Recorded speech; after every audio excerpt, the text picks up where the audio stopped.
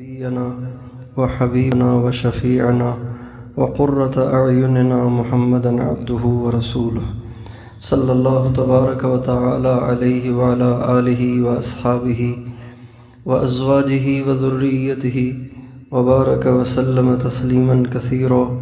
أما بعد فأعوذ بالله من الشيطان الرجيم. بسم الله الرحمن الرحيم. النبي أولى بالمؤمنين من أنفسهم وأزواجه أمهاتهم. وقال تعالى: فلا وربك لا يؤمنون حتى يحكموك فيما شجر بينهم ثم لا يجدوا في أنفسهم حرجا مما قضيت ويسلموا تسليما. وقال تعالى: من يطع الرسول فقد أطاع الله. وقال النبي صلى الله عليه وسلم: لا يؤمن أحدكم حتى أكون أحب إليه من والده وولده والناس أجمعين. سبحان ربك رب العزة عما يصفون وسلام على المرسلين والحمد لله رب العالمين. اللهم صل على سيدنا محمد وعلى آل سيدنا محمد وبارک وسلم. میرے محترم بھائی اور دوستو، دنیا اور آخرت کی کامیابی کا دار و مدار دین پر ہے، اور دین وہ ہے جس کو حضرت محمد صلی اللہ علیہ وسلم لے کر آئے. جو ہمارے نبی نے بتایا، جو ہمارے نبی نے دکھایا، اس کو زندگی میں لانا، اس کا نام دین ہے. مگر حضرت محمد صلی اللہ علیہ وسلم کی بتائی ہوئی باتوں اور آپ کے دکھائے ہوئے کاموں کو صرف وہی اپنا سکتا ہے جس کے دل میں اپنے نبی کی محبت، اپنے نبی کی عظمت، اپنے نبی کا عشق ہو، جس کا دل اس دولت سے خالی ہو، جس کا دل اس دولت سے خالی ہو، جس کا دل اس دولت سے خالی ہو، تو وہ سرکار کے طریقے کو اپنا نہیں سکتا. اس کے لیے سنت پہ چلنا ایسا مشکل ہو جاتا ہے جیسے پہاڑ پہ چڑھنا. اس کے لیے نبی کی اتباع اتنی مشکل ہو جاتی ہے جیسے آسمان پہ چڑھنا، جیسے سر کے بل چلنا. لیکن جب دل اللہ کے نبی کی محبت سے آباد ہو جائے، اللہ کے نبی کی محبت سے منور ہو جائے، تو پھر ہر سنت پہ چلنا مشکل تو کیا، ہر سنت خواہش بن جاتی ہے، آرزو بن جاتی ہے، چاہت بن جاتی ہے. انسان کو جیسے خواہشات کو پورا کرنے میں مزہ آتا ہے، جب محبت آ جائے تو پھر اپنے آقا کے طریقے کو اپنانا، اس کو اس میں مزہ آتا ہے، اس کو اس میں لذت آتی ہے، اس کو اس میں ایک حلاوت سی محسوس ہوتی ہے. اس لیے سارا دین موقوف ہے نبی کی محبت پر. نبی کی محبت پر سارا دین موقوف ہے. اگر نبی سے محبت نہیں ہے تو دین پہ چلنا ناممکن ہے. اگر نبی سے محبت ہے تو دین پہ چلنا اتنا آسان ہے جیسے ایک بھوکے کے لیے کھانا کھانا. جیسے ایک بھوکے کے لیے کھانا کھانا آسان ہے، اس سے زیادہ آسان ہے ایک سنت کے عاشق اور نبی کے عاشق، رسول کے عاشق کے لیے ہر بات میں اپنے نبی کو فالو کرنا. اللہ کے نبی کی محبت یہ بنیاد ہے، اور اللہ کے نبی کی محبت صرف الفاظ کا نام نہیں ہے، بلکہ اللہ کے نبی کی جو محبت ہے وہ ایک کردار کا نام ہے، ایک انداز کا نام ہے، اور ایک اسٹائل کا نام ہے، ایک روپ کا نام ہے. محبت تو جوہر نہیں ہے، محبت تو عرض ہے. جوہر اسے کہتے ہیں جو نظر آئے، عرض اسے کہتے ہیں جو نظر نہ آئے. یہ دیوار جوہر ہے، یہ پنکھا جوہر ہے، یہ مائک جوہر ہے، لیکن بیماری جوہر نہیں ہے، وہ نظر نہیں آتی۔ درد یہ جوہر نہیں ہے، یہ عرض ہے، نظر نہیں آتا۔ درد نظر آتا ہے، خوشی نظر نہیں آتی، درد نظر نہیں آتا، دکھ نظر نہیں آتا، اداسی نظر نہیں آتی، حوصلہ نظر نہیں آتا، شجاعت نظر نہیں آتی۔ یہ عروض ہیں، یہ اندر میں رہتے ہیں، نگاہوں سے اسے دیکھا نہیں جاتا، لیکن اس کا اندازہ انسان کے کردار سے ہوتا ہے۔ چھت سے ایک چھپکلی گری تو ایک دم کسی نے پکڑ کے اسے کھڑکی سے باہر پھینک دیا، تو اس کا یہ کردار بتا رہا ہے بہادر آدمی ہے۔ چھت سے چھپکلی گری اور لگائی دوڑ مسجد سے باہر، اور ایک دم ڈر گیا اور گھبرا گیا اور سرک گیا، تو معلوم ہوتا ہے بزدل ہے، شجاع نہیں ہے، بزدل ہے۔ کسی نے اللہ کے نام پہ مانگا تو گردنی جھکا لی، تو معلوم ہوتا ہے بخیل ہے۔ کسی نے اللہ کے نام پہ مانگا تو ایک دم بٹوا نکال کے کچھ ہاتھ میں ڈال دیا، تو یہ کردار بتا رہا ہے کہ یہ سخی آدمی ہے، بخیل نہیں ہے۔ تو یہ جو محبت ہے یہ عرض ہے، یہ عروض میں سے ہے، یہ جوہر نہیں ہے، یہ ایک صفت ہے جس کو دیکھا نہیں جا سکتا۔ اس کو دیکھنے کا طریقہ یہی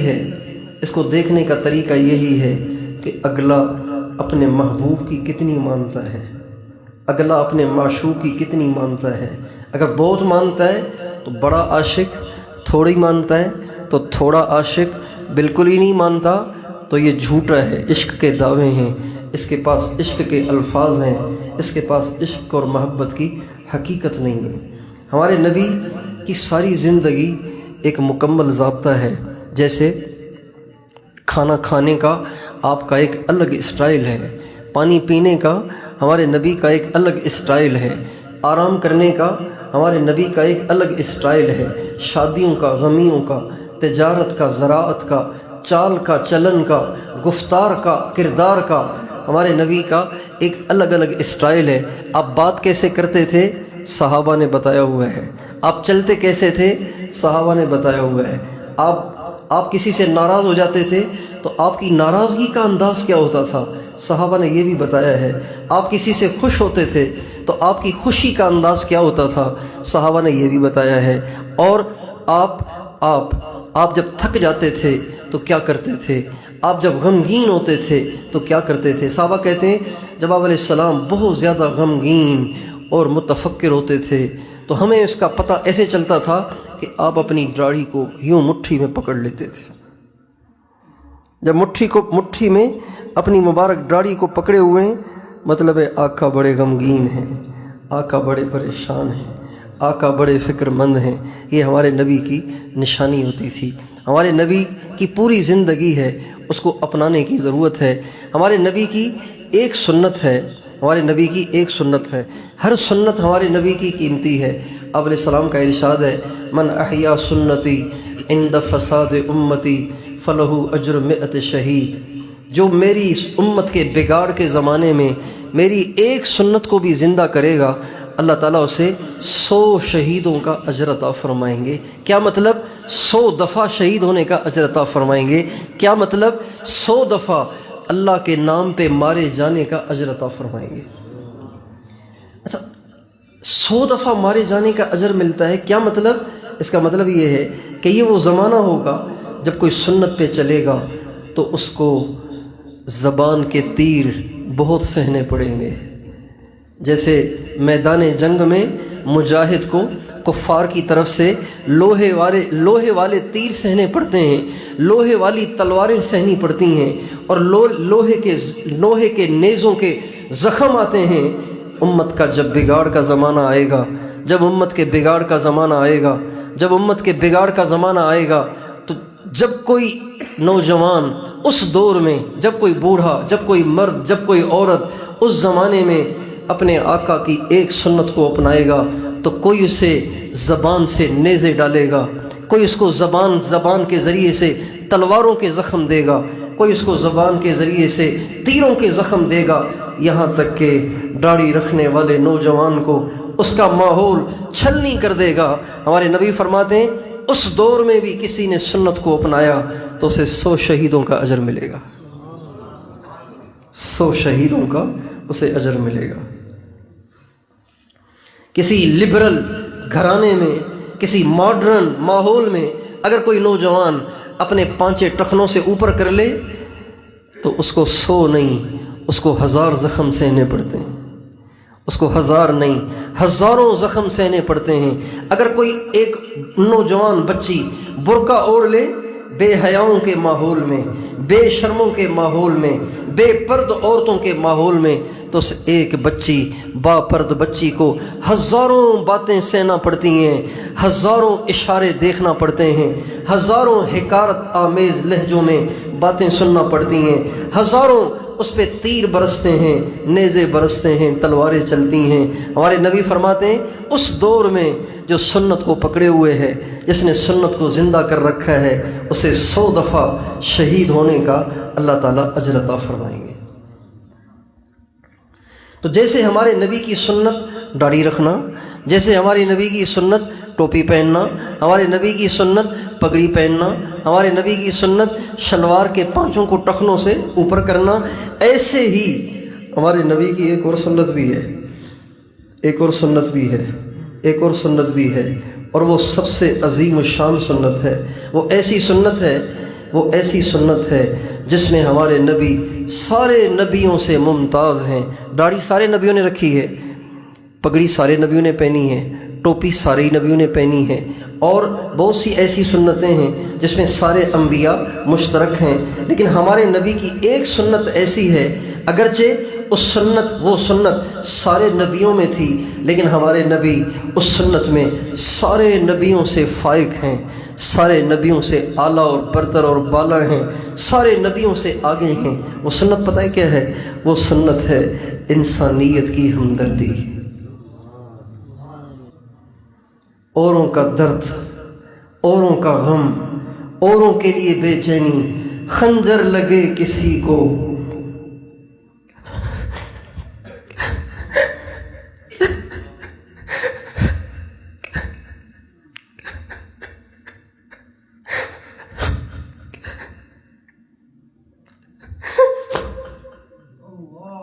خنجر لگے کسی کو تڑپتے ہیں امیر، خنجر لگے کسی کو تڑپتے ہیں ہم امیر، سارے جہاں کا درد ہمارے جگر میں ہے۔ یہ ہمارے آقا کی شان تھی۔ آپ اپنوں کے لیے بھی روتے تھے، پرایوں کے لیے بھی روتے تھے، اپنوں کے لیے بھی تڑپتے تھے، پرایوں کے لیے بھی تڑپتے تھے۔ آپ ہمیشہ تڑپتے رہے، اتنا تڑپے، اتنا تڑپے، اتنا تڑپے، اتنا تڑپے کہ قرآن کی آیتیں نازل ہوئیں، فَلَعَلَّكَ بَاخِعٌ نَفْسَكَ عَلَىٰ آثَارِهِمْ إِن لَّمْ يُؤْمِنُوا بِهَٰذَا الْحَدِيثِ أَسَفًا۔ اے میرے نبی، اگر یہ ایمان نہیں لاتے تو کیا آپ خودکشی کر لیں گے؟ آپ اپنے آپ کو ہلاک کر دیں گے؟ فَلَعَلَّكَ بَاخِعٌ نَفْسَكَ أَلَّا يَكُونُوا مُؤْمِنِينَ۔ اگر یہ ایمان نہیں لاتے تو کیا آپ اپنے آپ کو ہلاک کر دیں گے؟ فَلَا تَذْهَبْ نَفْسُكَ عَلَيْهِمْ حَسَرَاتٍ وَمَا أَنْتَ عَلَيْهِمْ بِوَكِيلٍ وَمَا أَنْتَ عَلَيْهِمْ بِجَبَّارٍ لَسْتَ عَلَيْهِمْ بِمُصَيْطِرٍ إِلَّا مَنْ تَوَلَّى وَكَفَرَ فَيُعَذِّبُهُ اللَّهُ الْعَذَابَ الْأَكْبَرَ إِنَّ إِلَيْنَا إِيَابَهُمْ ثُمَّ إِنَّ عَلَيْنَا حِسَابَهُمْ۔ اے میرے نبی، آپ نے کوئی ٹھیکہ لیا ہے ان کے دلوں کو بدلنے کا؟ آپ نے کوئی ٹھیکہ لیا ہے ان کو سیدھا کرنے کا؟ اللہ انہیں سیدھا نہیں کرنا چاہتا، لہٰذا آپ غمگین پریشان نہ ہوں۔ آپ اندازہ لگائیے وہ غم کیا ہوگا، وہ اوروں کا احساس کیا ہوگا، وہ اوروں کی ہمدردی کیا ہوگی کہ جب بھیجنے والا خود ہی کہہ رہا ہے کہ بس اتنا غم نہ کھائیں۔ ٹھیک ہے، آپ کو غم ہی کھانے کے لیے بھیجا ہے، آپ کو انسانیت کی ہمدردی کے لیے ہی بھیجا ہے، لیکن آپ اتنا تو غم نہ کھائیں نا کہ آپ کی جان ہی چلی جائے، آپ ہلاکت ہی کے منہ میں چلے جائیں۔ یہ ہمارے نبی کی وہ سنت مبارکہ ہے کہ جس کی وجہ سے آپ سارے نبیوں سے ممتاز ہیں۔ آپ نے ایک دفعہ عشاء کی نماز پڑھی، عشاء کی نماز کے بعد آپ نے نفلوں کی نیت باندھی، نفلوں کی نیت باندھی اور آپ قرآن پڑھ رہے ہیں، قرآن پڑھ رہے ہیں، قرآن پڑھتے پڑھتے قرآن کی ایک آیت آ گئی، ان تعذبهم فإنهم عبادك وإن تغفر لهم فإنك أنت العزيز الحكيم۔ یہ حضرت عیسیٰ کی دعا ہے، اور آپ قرآن پڑھ رہے ہیں، ایک اور دعا آئی، رب انہن اضللن کثیرا من الناس فمن تبعنی فإنہ منی ومن عصانی فإنک غفور رحیم۔ یہ دونوں قرآن کی آیتیں ہیں، دوران تلاوت تہجد میں آ گئیں۔ ہمارے نبی ان قرآن کی آیتوں کو پڑھتے رہے اور دہراتے رہے۔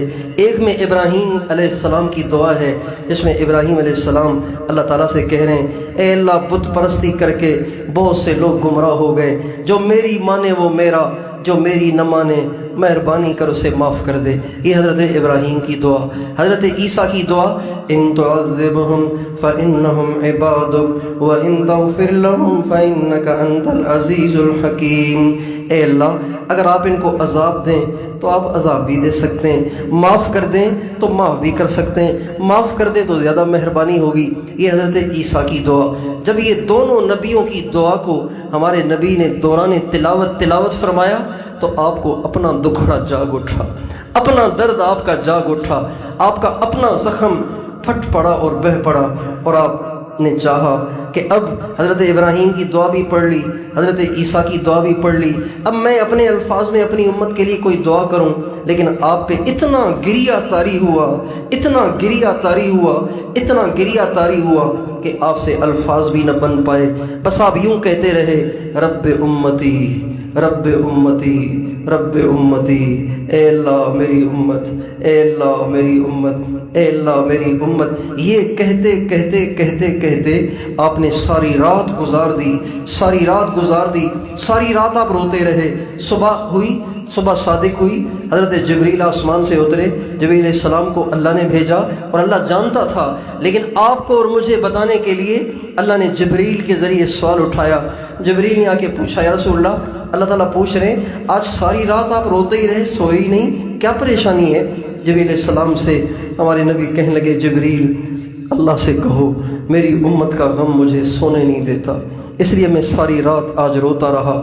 جبریل گئے، اللہ کو بتایا، اللہ تعالیٰ نے پیغام بھیجا، اے میرے نبی آپ روئیں نہیں، انا سنرضیک فی امتک ولا نسوءک، ہم قیامت کے دن آپ کو آپ کی امت کے بارے میں راضی کریں گے، ناراض نہیں کریں گے،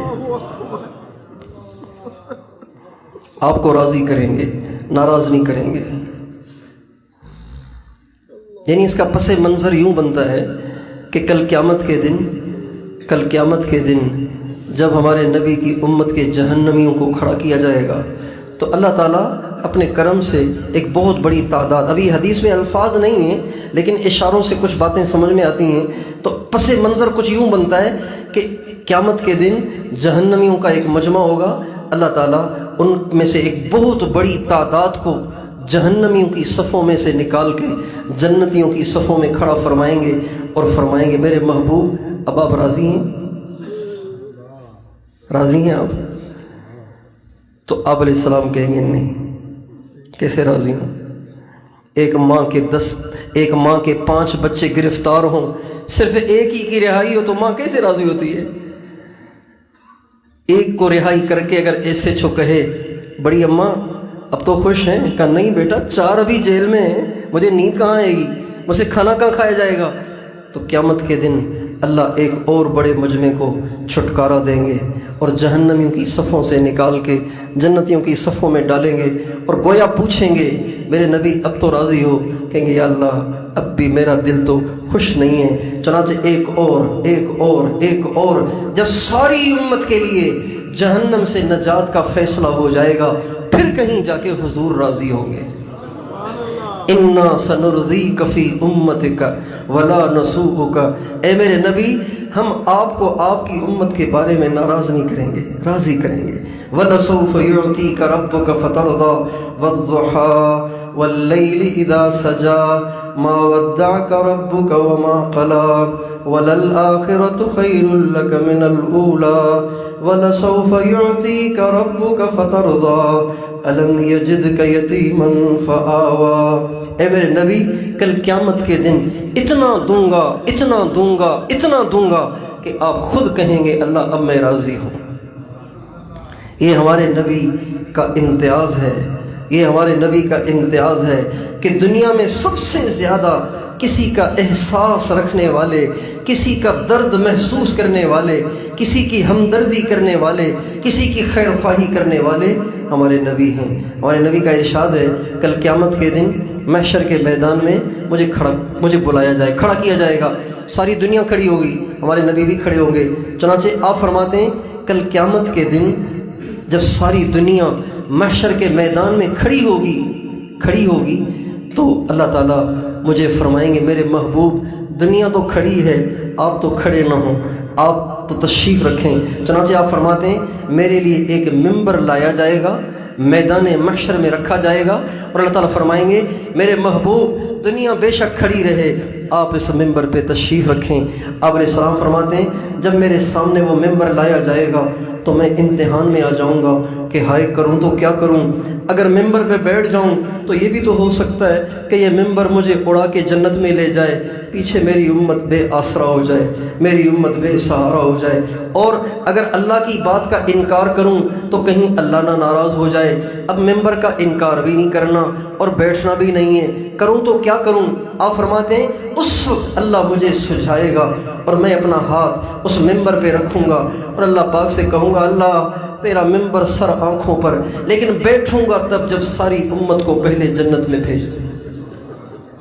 کوئی کر سکتا ہے ایسے؟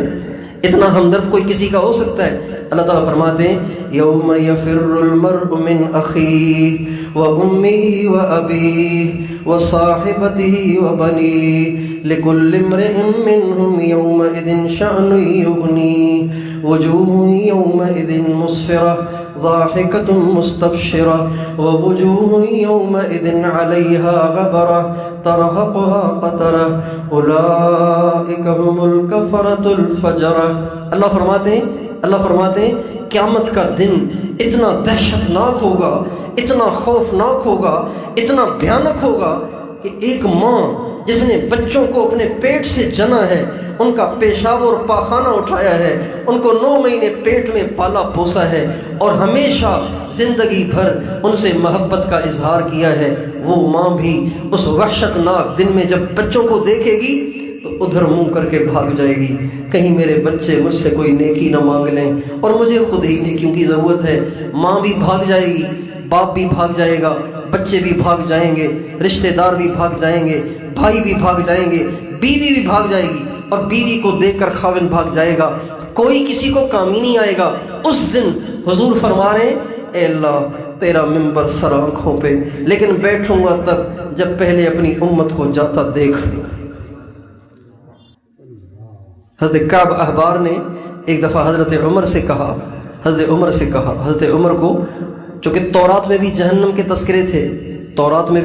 تذکرے تھے، یہ کعب احبار یہودیوں کے بہت بڑے عالم تھے، حضرت عمر کے زمانے میں مسلمان ہوئے، تو حضرت عمر نے ان سے کہا خوفنا یا کعب، اے کعب کوئی قیامت کی باتیں تو سناؤ، کوئی جہنم کی باتیں تو سناؤ۔ تو فرمانے لگے امیر المومنین آپ کو میں کیا سناؤں، کچھ یاد ہے تو وہ سنا دیتا ہوں۔ فرماتے ہیں ان جہنم لتقرب یوم القیامہ لہا زفیر و شہیق، کل قیامت کے دن جہنم کو گھسیٹ کر اللہ کے سامنے پیش کیا جائے گا۔ جہنم کی 70 لگامیں ہوں گی، ہر لگام سے 70,000 فرشتوں نے پکڑا ہوا ہوگا، یہ کروڑ فرشتے اس کو پکڑے ہوئے ہوں گے اور اس کو گھسیٹ کر میدان محشر کی طرف لا رہے ہوں گے، لیکن جہنم ایسے چیخ اور چلا رہی ہوگی کہ ایسے لگے گا جیسے یہ کروڑوں فرشتوں کے ہاتھ سے چھوٹ کے اس سارے میدان کو بھسم کر دے گی۔ چنانچہ اس جہنم کو کھینچ کے میدان محشر میں جب لایا جائے گا تو حضرت کعب احبار کہتے ہیں فزفر زفرتن، جب وہ اللہ کے سامنے پیش ہوگی تو وہ جہنم ایک چیخ مارے گی، اور وہ چیخ اتنی زوردار ہوگی کہ لم یبق نبی ولا شہید ولا صدیق الا جثا علی رکبتیہ ساخطا. وہ چیخ اتنی خوفناک ہوگی کہ ہر نبی، ہر ولی، ہر صدیق گھٹنوں کے بل زمین پہ گر جائے گا، گھٹنوں کے بل زمین پہ گر جائے گا. حضرت کعب احبار حضرت عمر سے کہنے لگے وَلَوْ كَانَ لَكَ يَا ابْنَ الْخَطَّابِ يَوْمَئِذٍ عَمَلُ 70 نَبِيًّا لَظَنَنْتَ أَنَّكَ لَا تَنْجُو. اے خطاب کے بیٹے، اگر اس دن تیرے نام اعمال میں 70 نبیوں کی نیکیاں بھی ہوں گی تب بھی تجھے بچنے کی امید نہیں ہوگی. وہ اتنی خوفناک گھڑی ہوگی. میدان محشر کا سب سے زیادہ خوفناک لمحہ یہ والا ہوگا جس میں نبی بھی گر جائیں گے، گھٹنوں کے بل گر جائیں گے. فرشتے عرش سے چمٹ جائیں گے، فرشتے عرش سے چمٹ جائیں گے. انبیاء، صدیقین، شہداء گھٹنوں کے بل گر جائیں گے. پھر فرمانے لگے، حضرت کعب کہنے لگے اے خطاب کے بیٹے، اس دن حضرت مریم، حضرت عیسیٰ اپنی ماں مریم کو بھی بھول جائیں گے، حضرت ابراہیم اپنے بیٹے اسماعیل اور اسحاق کو بھی بھول جائیں گے. اس دن کوئی کسی کو یاد نہیں کرے گا. یہ میدان محشر کا عمومی ماحول ہوگا، لیکن اس پورے شور و غل میں صرف ایک آواز ہوگی جو کسی اور کے لیے مانگ رہی ہوگی، جو کسی اور کے لیے تڑپ رہی ہوگی، جو کسی اور کے لیے پکار رہی ہوگی.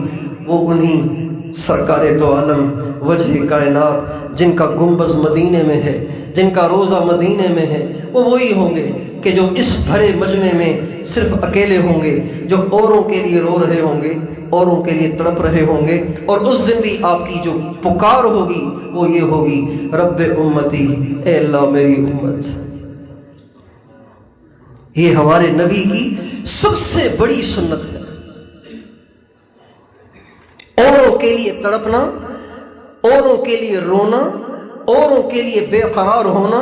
ساری دنیا دوزخ سے بچ جائے، ساری دنیا جنت میں چلی جائے، اس غم میں غمگین ہونا، اس تڑپ میں تڑپنا، اس بے سکونی میں بے سکون ہونا، اس بے چینی میں بے چین ہونا، اس بے چینی میں نیند کا اڑ جانا، کھانے کا چھوٹ جانا، اپنی جان تک کی پرواہ نہ ہونا، یہ ہمارے نبی کی سنت ہے. حضرت عبداللہ بن عباس فرماتے ہیں کان رسول اللہ صلی اللہ علیہ وسلم دائم الفکر متواصل الاحزان. اللہ کے نبی اکثر گہری سوچ میں رہتے تھے، اکثر مراقبے کی کیفیت میں رہتے تھے. دائم الفکر کا مطلب ہے اکثر آپ سوچ میں رہتے تھے، گم رہتے تھے، اللہ کی محبت میں مگن رہتے تھے، اللہ کی عظمت میں کھوئے رہتے تھے. متواصل الاحزان، ہمیشہ غمگین رہتے تھے، ہمیشہ غمگین رہتے تھے. ہمارے نبی نے زندگی میں بہت غم دیکھے، بہت غم دیکھے، اتنے غم دیکھے، اتنے غم دیکھے کہ دنیا میں کوئی بھی اتنے غم نہیں دیکھے گا جتنے ہمارے نبی نے غم دیکھے. لیکن ان غموں کا اثر ہمارے نبی کی زندگی میں زیادہ ظاہر نہیں ہوتا، زیادہ ظاہر نہیں ہوتا. اللہ نے آپ کو 3 بیٹے دیے، 3 بیٹے دیے، 4 بیٹیاں دیں، 3 بیٹے. سب سے پہلے حضرت قاسم، پھر حضرت عبداللہ، پھر حضرت ابراہیم. یہ 3 بیٹے دیے. تینوں بیٹے اللہ نے واپس لے لیے، جھولی ہی اللہ نے خالی کر دی.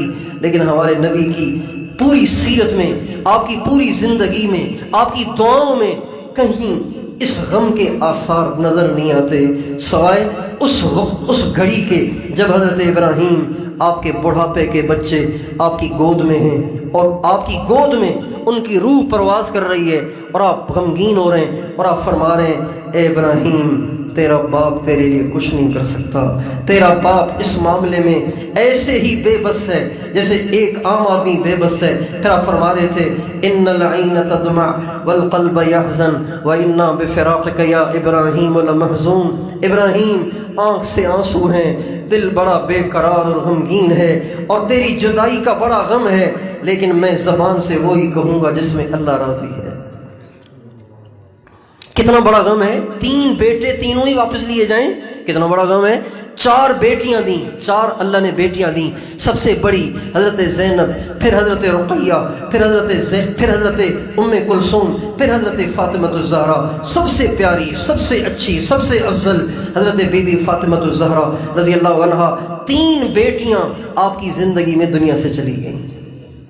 حضرت زینب زخموں سے چور دنیا سے چلی گئی.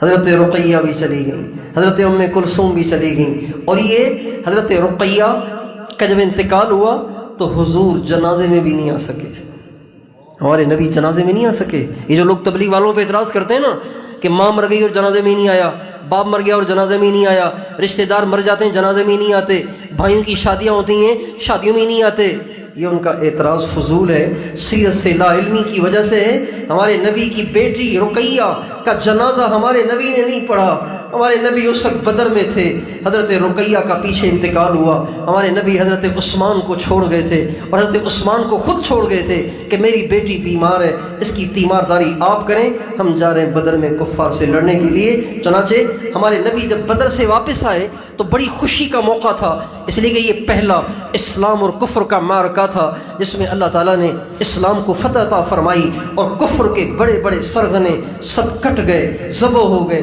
ہلاک ہو گئے، اور 70 بڑے بڑے سردار ان کے قید ہو گئے۔ تو یہ تو بڑا عید کا موقع تھا، لیکن ہمارے نبی کو عید کبھی بھی ہراس نہیں آئی، ہمارے نبی کو کبھی بھی کوئی خوشی ہراس نہیں آئی۔ ادھر یہ خوشی ملی، اب واپس آ رہے ہیں تو آپ نے دیکھا حضرت عثمان قبر پہ بیٹھے رو رہے ہیں۔ آپ کو اس وقت پتہ، واٹس ایپ تو تھا نہیں، آپ کو اس وقت پتہ چلا کہ میری بیٹی دنیا سے چلی گئی ہے۔ آپ قبر پہ تشریف لائے، دیکھا حضرت عثمان رو رہے ہیں، آپ نے حضرت عثمان کو اٹھایا اور فرمایا عثمان لا تبکی یا عثمان، عثمان رو نہیں، فإن اللہ عز وجل فإن اللہ فہذا جبرائیل اخبرنی ان اللہ عز وجل امرنی ان ازوجک اختہا۔ عثمان رو نہیں، ابھی جبریل آئے تھے میرے پاس، مجھے کہہ رہے تھے یا رسول اللہ عثمان کی ایک بیوی مر گئی ہے، کوئی عرض نہیں، آپ اپنی دوسری بیٹی عثمان کے نکاح میں دے دیں۔ پھر آپ نے فرمایا واللہ لو کانت عندی مئۃ تموت واحدۃ بعد واحدۃ لزوجتکھا اخری۔ عثمان، میرے پیارے عثمان، اگر میری 100 بیٹیاں ہوتی نا اور میں تیرے نکاح میں ایک دے دیتا، وہ فوت ہو جاتی تو ایک اور دے دیتا، وہ بھی فوت ہو جاتی ایک اور دے دیتا، میرے عثمان میں 100 کی 100 بیٹیاں تیرے نکاح میں دے دیتا۔ کتنے بڑے بڑے صدمے ہیں یہ۔ حضرت رقیہ چلی گئیں، حضرت ام کلثوم چلی گئیں، حضرت زینب چلی گئیں، 3 بیٹے چلے گئے، بچپن میں ماں چلی گئی، 4-5 سال کی عمر ہے ماں چلی گئی، باپ کو تو دیکھا ہی نہیں۔ 8 سال کے ہوئے دادا چلے گئے، 8 سال کے ہوئے تو دادا چلے گئے، بے سہارا، بے یارو مددگار ہو گئے۔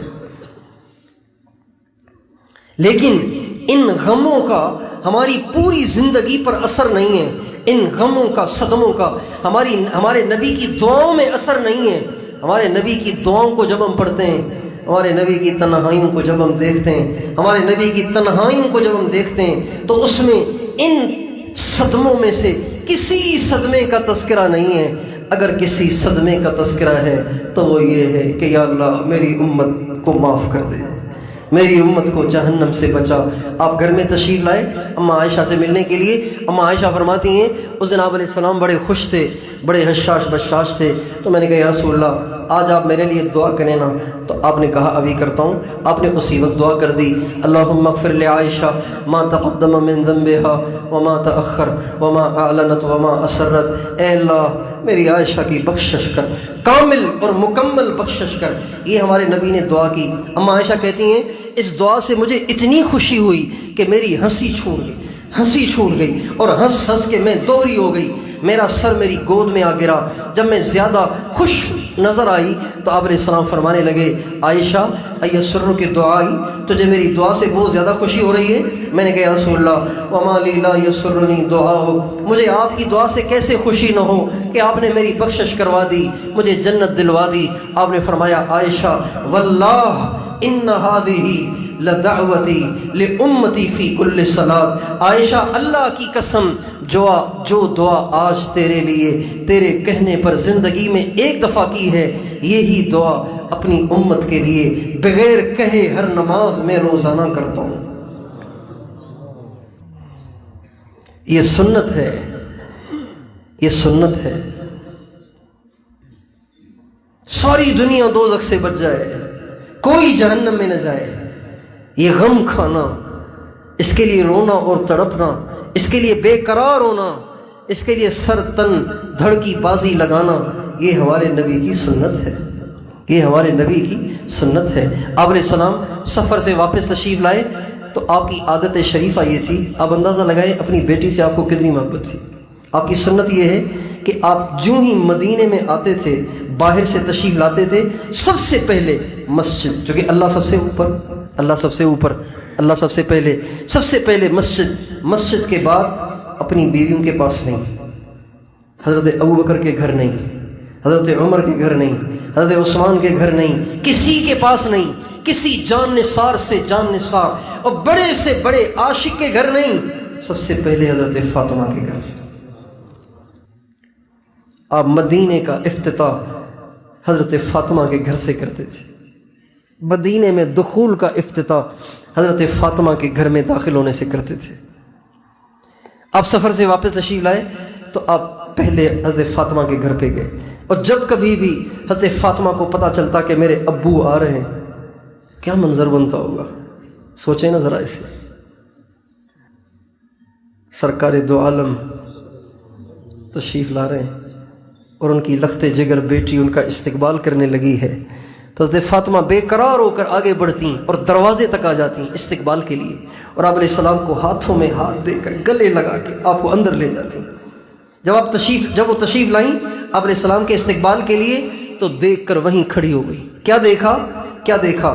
آپ کے کپڑے میلے ہو رہے تھے، آپ کی مبارک داڑھی میں مٹی پڑ رہی تھی، آپ کی مبارک زلفوں میں مٹی پڑ رہی تھی، آپ کا 14ویں کے چاند سے زیادہ حسین چہرہ غبار آلود ہو رہا تھا۔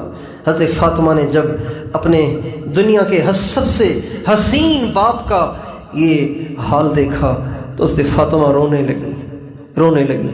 آپ نے کہا ماں بھی ابکی کیا بنیا، میری بچی کیوں رو رہی ہو؟ کہ یا رسول اللہ میں کیسے نہ روں، آپ کا حال دیکھ رہی ہوں، چہرے میں مٹی، داڑھی میں مٹی، کپڑوں میں مٹی، تھکے تھکائے کپڑے پرانے اور عجیب کیفیت ہو رہی ہے، تو میں روؤں تو نہ کیسے روؤں تو کیسے نہ روؤں؟ آپ نے فرمایا بیٹی تو غم نہ کر، اپنے باپ کی تھکن کا غم نہ کر، اپنے باپ کی پریشانی کا غم نہ کر، فإن اللہ بعث اباک بأمر لا يبقى على وجه الارض بیت مدر ولا وبر ولا شعر الا ادخلہ اللہ بعز عزیز او بذل ذلیل۔ جس دین کو دے کر اللہ نے تیرے باپ کو بھیجا ہے، وہ دین کچے پکے گھر میں زندہ ہو کے رہے، نہ جان کی پرواہ، نہ مال کی پرواہ، نہ عزت کی پرواہ۔ ایک شخص کہتے ہیں، طارق بن عبداللہ ان کا نام ہے، ابھی مسلمان نہیں ہوئے تھے، کہنے لگے میں ایک دفعہ مکے کے بازار میں آیا تو میں نے دیکھا کہ ایک بہت خوبصورت شخص ہے جو مکے کے بازاروں میں گھوم رہا ہے، چونکہ چھوٹے چھوٹے راستے تھے، ادھر بھی دکانیں ادھر بھی دکانیں، چھوٹے چھوٹے پتلے راستے، اس راستے پہ چل رہا ہے اور ادھر اور ادھر ان دونوں دکانوں کو پکار کے کہہ رہا ہے یا ایھا الناس قولوا لا الہ الا اللہ، یا ایھا الناس قولوا لا الہ الا اللہ تفلحوا، اے لوگو کہو لا الہ الا اللہ کامیاب ہو جاؤ گے۔ کیونکہ اس وقت سارا دین یہی تھا، نماز تو آئی نہیں تھی، صرف کلمہ ہی تھا، لا الہ الا اللہ، قولوا لا الہ الا اللہ، کہو لا الہ الا اللہ کامیاب ہو جاؤ گے۔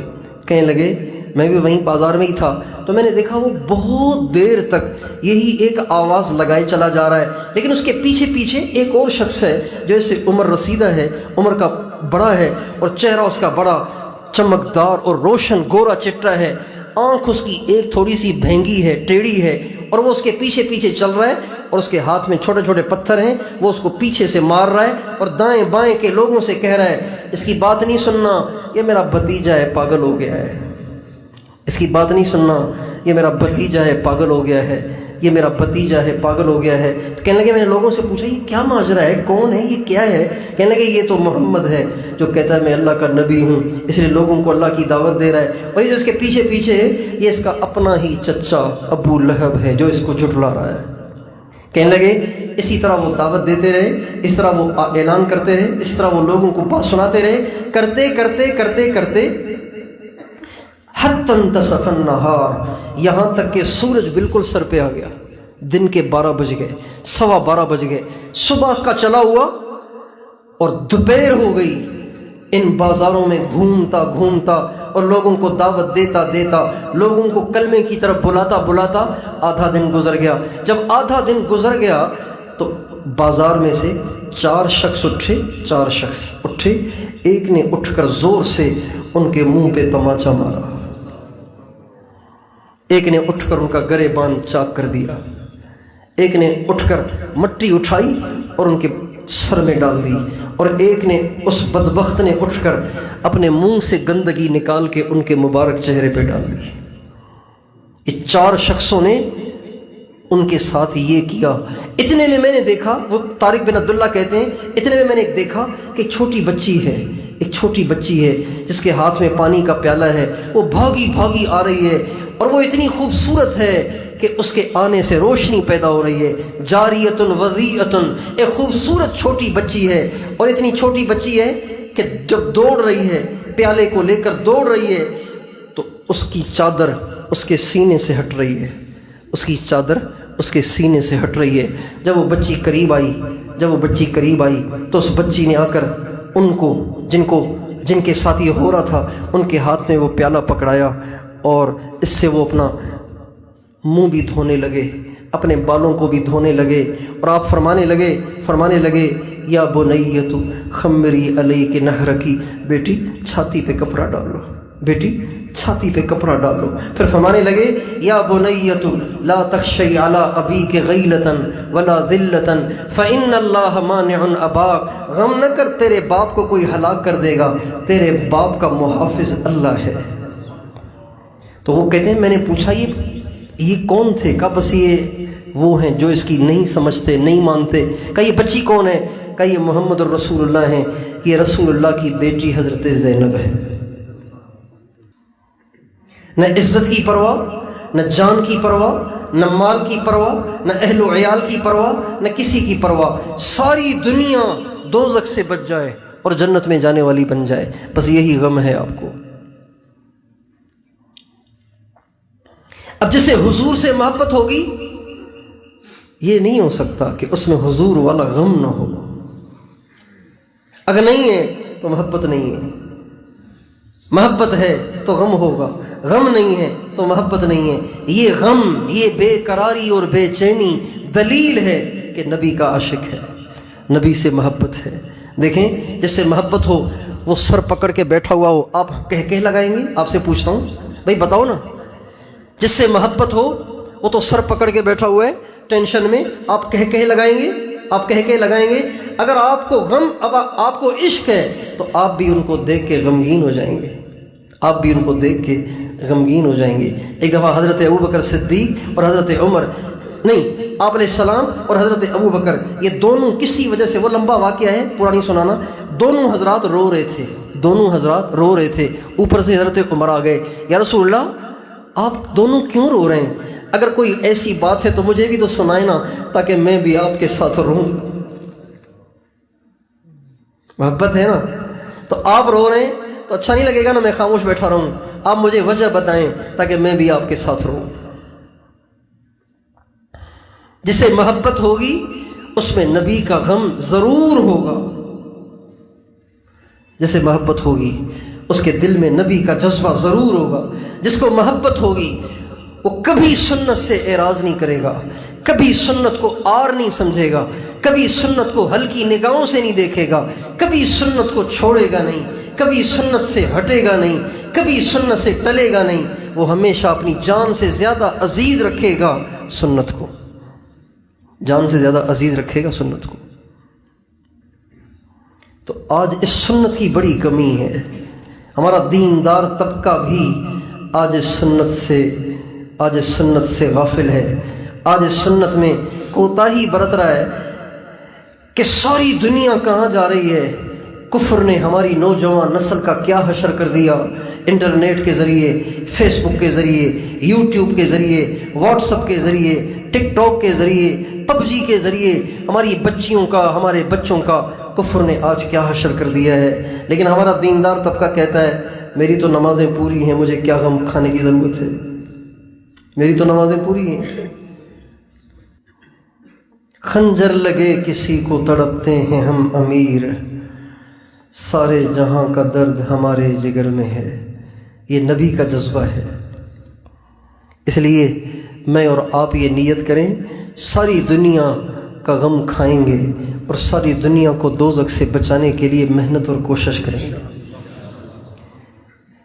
میری ذاتی خواہش ہے، دل کی گہرائیوں سے خواہش ہے کہ ہمارا ہر تعلق والا ساتھی، اکثر سالکین کا مجمع ہے، اکثر وہ مجمع ہے جو سلسلے میں داخل ہے، بیعت کا تعلق رکھتا ہے، میری دل کی گہرائیوں سے یہ چاہت ہے کہ ہمارا ہر سالک، ہمارا ہر بیعت ہوا ساتھی اپنے دل میں حضور کا غم رکھتا ہو اور اپنے آس پاس ایسی محنت کرنے والا ہو کہ اس کے آس پاس کوئی بے نمازی نہ ہو، کوئی بے پرد نہ ہو، اس کے آس پاس کی نوجوان نسل سر سے لے کے پاؤں تک سنت میں ڈھلی ہوئی ہو، سر پہ امامہ ہو، چہرے پہ داڑھی ہو، جیب پہ مسواک ہو، نگاہیں جھکی ہوئی ہوں، لمبے کرتے ہوں اور ٹخنے اور شلوار ٹخنوں سے اوپر ہو، اور ان کی زبانیں ان کی گنگ ہوں، جھوٹ سے، غیبت سے، لایانی سے، فضول گفتگو سے ان کی زبانیں بند ہوں، ان کی نگاہیں جھکی ہوئی ہوں،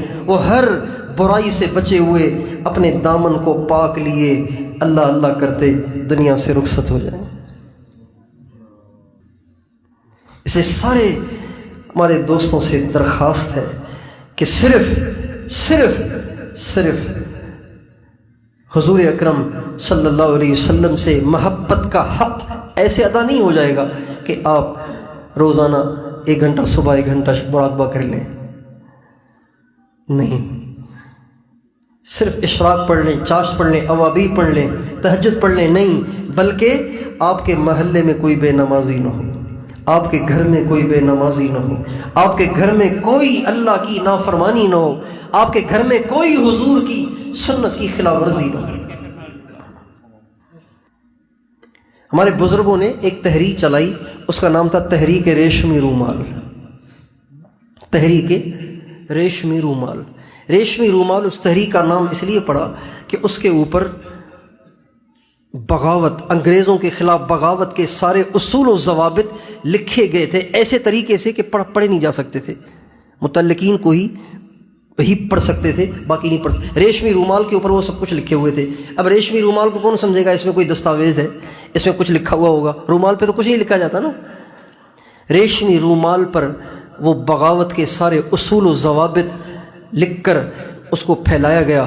حضرت مولانا عبید اللہ سندھی کو بھیجا گیا افغانستان کہ وہ جا کے افغان مسلمانوں کو تیار کریں کہ ادھر سے وہ ہلہ بولیں، ادھر سے ہم ان کا ساتھ دیں گے۔ کہاں جائے گا انگریز؟ آخری بھاگ جائے گا۔ لیکن ہوتا وہ ہے جو خدا کو منظور ہوتا ہے۔ یہ تحریک لیک ہو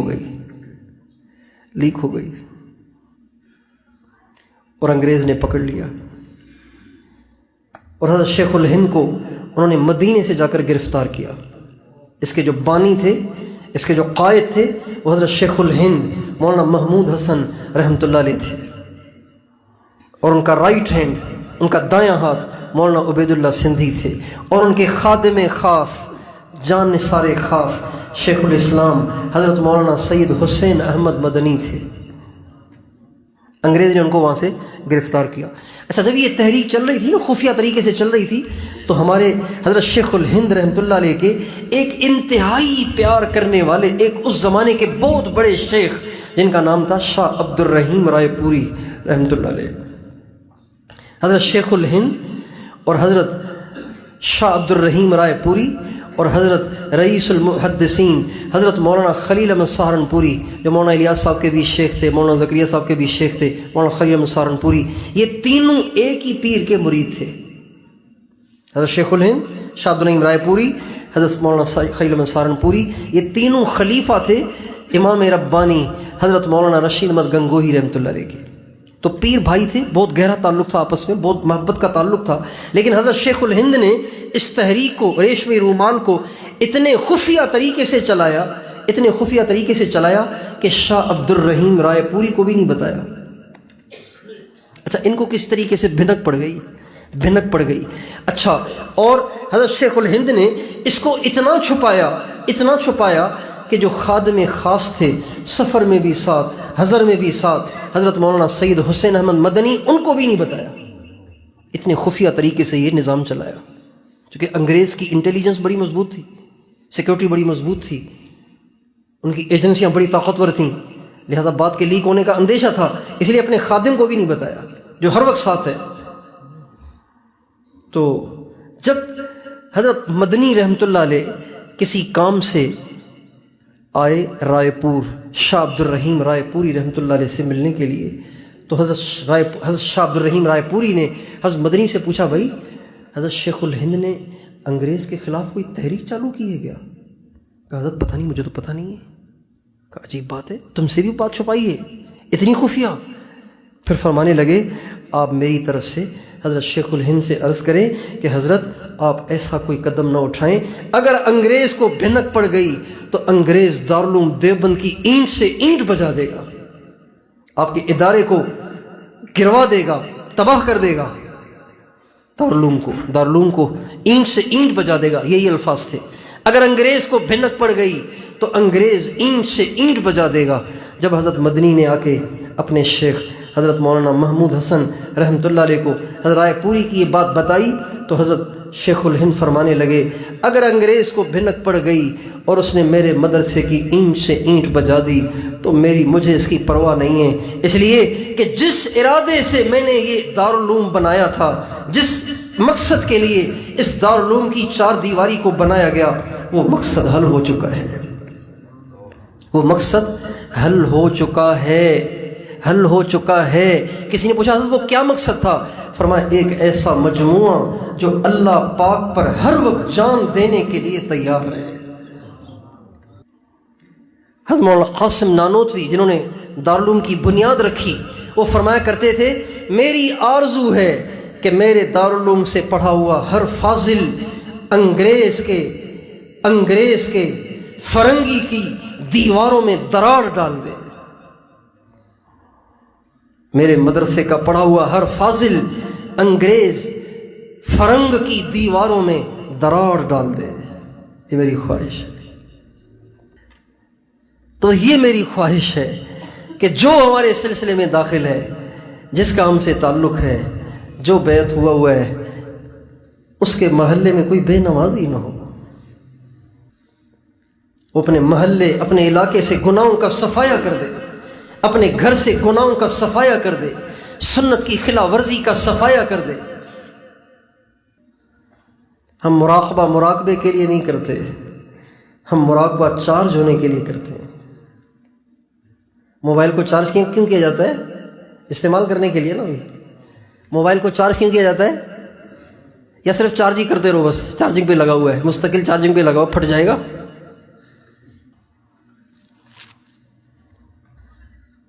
کوئی بے نمازی نہ ہو، کوئی بے پرد نہ ہو.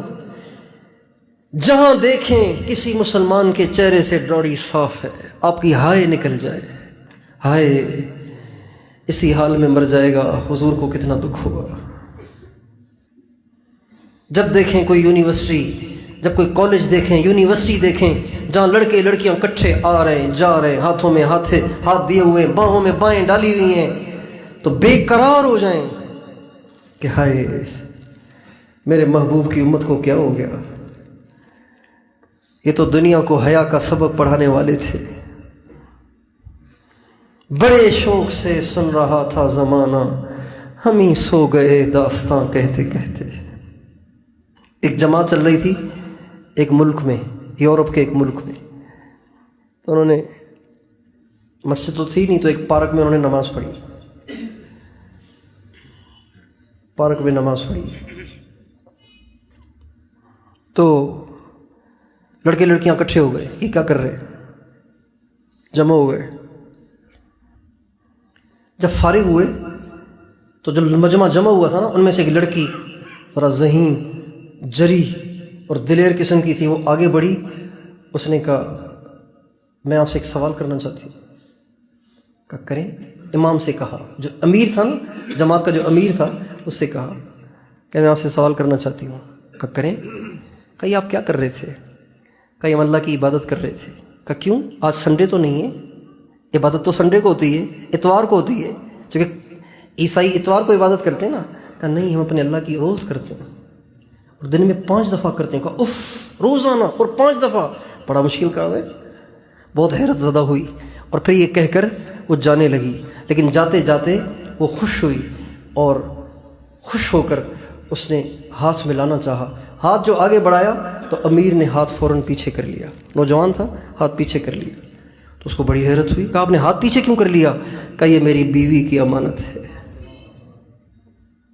یہ میری بیوی کی امانت ہے، یہ بیوی کے علاوہ کسی کو نہیں لگتی، یہ ہاتھ اسی کے لیے وقف ہے، اسی پہ استعمال ہوتا ہے۔ تو اس نے چیخ ماری اور وہ گر گئی، زار و قطار رونے لگی، بہت دیر تک روتی رہی۔ کچھ دیر کے بعد اٹھی اور کہنے لگی کاش ہمارے خاوند بھی ایسے ہی امانت دار ہوتے۔ بڑے شوق سے سن رہا تھا زمانہ، ہم ہی سو گئے داستاں کہتے کہتے۔ دنیا تو آج بھی محمد کا لایا ہوا دین چاہتی ہے، ہم ہی ہیں جو پیش کرنے کو تیاری نہیں ہیں۔ اور دنیا لٹریچر نہیں چاہتی، دنیا کردار چاہتی ہے، لٹریچر نہیں چاہتی۔ لٹریچر بھرا ہوا ہے، یہ پلے اسٹور بھرا پڑا ہے، آپ کو دینی کتابیں مل جاتی ہیں، ان کو کچھ اور بھی مل جاتا ہے۔ پلے اسٹور بھرا پڑا ہے، گوگل بھرا پڑا ہے۔ لٹریچر نہیں، کردار چاہیے، کردار چاہیے، کردار چاہیے۔ اس لیے میں اور آپ اس کی نیت کریں کہ انشاءاللہ ہم نے ایسی محنت اور کوشش کرنی ہے کہ ہمارے آس پاس بے دینی نہ رہے، اللہ کو ناراض کرنے والے کام نہ رہیں۔ اَيَنْقُصُ الدِّينُ وَأَنَا حَيٌّ، ہمارے سلسلہ نقش بندیہ کے جو ابتدائی بزرگ ہیں، خلیفہ بلا فصل، افضل البشر بعد الانبیاء بالتحقیق، صدیق اکبر ابو بکر بن ابی قحافہ رضی اللہ عنہ، ہمارے نبی کا انتقال ہوا اور کچھ لوگوں نے زکوٰۃ دینے سے انکار کیا، اور کچھ لوگوں نے کہا زکوٰۃ تو دیں گے لیکن خود دیں گے، خلیفہ کے حوالے نہیں کریں گے، خود ہی دے دیں گے، اور کچھ نے زکوٰۃ ہی سے انکار کر دیا، اور کچھ اسلام سے ہی باہر چلے گئے۔ تو حضرت ابوبکر صدیق نے صحابہ سے پوچھا بتاؤ کیا کرنا چاہیے؟ تو سب نے کہا ساری دنیا ادھر مدینے کی طرف ٹکٹکی باندھ کے بیٹھی ہوئی ہے، ان سب کو حضور کے دنیا سے رخصت ہونے کا انتظار تھا، اس لیے کہ یہود اور نصارہ سمجھتے ہیں کہ نبی کے ہوتے ہوئے اس کی امت پہ غلبہ پانا آسان کام نہیں ہوتا، اس لیے کہ نبی کے ساتھ وحی اور نبی کے ساتھ آسمانی نصرت ہوتی ہے۔ اب وہ چلے گئے تو لہٰذا روم کو بھی طمع ہو گئی، فارس کو بھی طمع ہو گئی کہ اب مدینے کو ڈھانا، اسلام کو دفن کرنا آسان ہے۔ چنانچہ سارے صحابہ کہنے لگے حضرت ابوبکر صدیق سے کہ حضرت پہلے تو یہیں رہیں تاکہ کوئی اس مورچے کو سنبھالیں، تاکہ کوئی ادھر کو رخ کرے تو ہم کم از کم اپنی بیویاں تو بچا سکیں، بچے تو بچا سکیں، اپنا مدینہ تو بچا سکیں۔ تو حضرت ابوبکر صدیق کہنے لگے، غصے میں آ گئے، جوش میں آ گئے اور کھڑے ہو گئے اور فرمانے لگے اَيَنْقُصُ الدِّينُ وَأَنَا حَيٌّ، کیا یہ ہو سکتا ہے کہ صدیق کے جیتے جی دین میں کمی آئے؟ یہ ہو سکتا ہے؟ اَيَنْقُصُ الدِّينُ وَأَنَا حَيٌّ، میرے جیتے جی دین میں کمی آ سکتی ہے؟ واللہ، اللہ کی قسم، لو جرت الکلاب بارجل ازواج رسول اللہ لما رددت جیشا وجہہ رسول اللہ، اللہ کی قسم اگر کفار مدینے میں گھسیں، مردوں کو بھی شہید کر دیں، عورتوں کو بھی شہید کر دیں، بچوں کو بھی شہید کر دیں، یہاں تک کہ جنگل کے درندے آئیں اور ان کی مبارک لاشوں کو لے کر جنگل میں نکل جائیں، تو ابو بکر یہ سب برداشت کر لے گا لیکن دین میں کمی برداشت نہیں کرے گا۔ مدینے کا ڈھہ جانا، ازواج مطہرات کا کفار کے ہاتھوں شہید ہو جانا، سارے مدینے کے بچے بڑوں کا قتل ہو جانا، یہ سب برداشت، قابل برداشت ہے، لیکن دین میں کمی ناقابل برداشت ہے۔ پھر فرمانے لگے اگر تم نہیں چلتے تو ابو بکر اکیلا جائے گا، یہ کہہ کے گھوڑے پہ چڑھ گئے، اور گھوڑے پہ چڑھ کر جب ایڑ لگانے لگے تو سب سے آگے حضرت علی بڑھے اور انہوں نے حضرت ابوبکر صدیق کی لگام کو، گھوڑے کی لگام کو پکڑا اور فرمایا ابو بکر آج میں تجھ سے وہی کہتا ہوں جو تجھے احد میں حضور نے کہا تھا۔ حضرت ابوبکر صدیق احد میں بھی ایسے ہی آگے آگے بڑھ بڑھ کے لڑ رہے تھے، تو ہمارے نبی نے کہا ابوبکر ذرا پیچھے ہو، ابھی ہمیں تیری بڑی ضرورت ہے۔ ابوبکر ذرا پیچھے ہو، ابھی ہمیں تیری بڑی ضرورت ہے۔ تو فرمانے لگے، حضرت علی فرمانے لگے ابوبکر آج میں تجھ سے وہی کہتا ہوں جو تجھے احد کے دن اللہ کے نبی نے کہا تھا۔ ابوبکر زیادہ جوش نہ دکھا، ہم تیرے ساتھ ہیں، اتنا آگے نہ بڑھ، ابھی ہمیں تیری ضرورت ہے۔ چنانچہ سب صحابہ نے ان کا ساتھ دیا۔ تو کیا خیال ہے، اپنے علاقوں میں دین کو زندہ کریں گے؟ اپنے گھروں میں دین کو زندہ کریں گے؟ یہ نہیں کہ بیوی تو فجر میں ہی نہیں اٹھی اور آپ بیٹھے ہیں مصلی پہ، آپ کارگزاری سناتے ہیں کہ جی میرے اعمال پورے ہیں، 6 مہینے ہو گئے، اگلا سبق دے دیں۔ ایسے نہیں،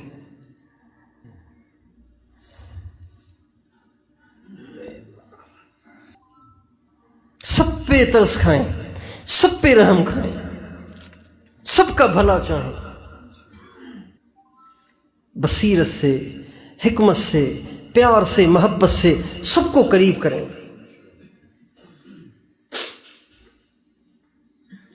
اور میں کہتا ہوں اپنے ساتھیوں سے، جو پیار کریں نا ان سے کم تعلق رکھو، جو آپ کو نہ چاہیں ان کے زیادہ قریب رہا کرو۔ محبت کرنے والوں میں رہنے والے بگڑ جاتے ہیں، ان کے اخلاق بگڑ جاتے ہیں، ان میں عجب اور کبر آ جاتا ہے، اور جو نہ چاہنے والوں کے بیچ میں رہتے ہیں نا ان کا نفس بالکل سیدھا رہتا ہے۔ اس لیے بے طلبوں کے پاس جا کر، آپ کے محلے میں جو چرسی ہے نا، چرسی، ان کے پاس جائیں، جی ہیرونچی ہے نا ان کے پاس جائیں، چونکہ ہم حضرت محمد صلی اللہ علیہ وسلم کے امتی ہیں، آخری نبی کی آخری امت ہے۔ یہ ہمیں کرنا ہے، یہ ہمیں کرنا ہے۔ حضرت ربیع ابن عامر، جب حضرت سعد بن ابی وقاص نے ان کی رستم کے دربار میں تشکیل کی نا، رستم نے کہا کہ تم اپنا ایک آدمی بھیجو ہم سے بات کرے، تمہارا منشور کیا ہے، کیا چاہتے ہو تم؟ تو حضرت سعد بن ابی وقاص نے کوئی بڑے بھاری بھرکم صحابی نہیں بھیجے، ایک ایسے صحابی بھیجے جن کا آپ نے نام بھی اکثروں نے نہیں سنا ہوگا، بہت ساروں نے نہیں سنا ہوگا، ربیع ابن عامر، ان کو بھیجا۔ لیکن ہمارے نبی کا ہر صحابی سورج سے کم نہیں تھا، ستاروں سے کم نہیں تھا، ہر ایک اتنا لمبے قد کاٹ والا ہے کہ دنیا کے سارے غوث اس کے سامنے تنکا سا نظر آتے ہیں۔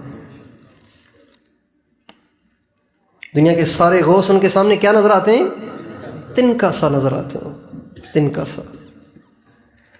بڑے سے بڑا غوث ہمارے نبی کے صحابہ میں سے ادنا صحابی کے مقابلے میں تنکا سا نظر آتا ہے، تنکا سا۔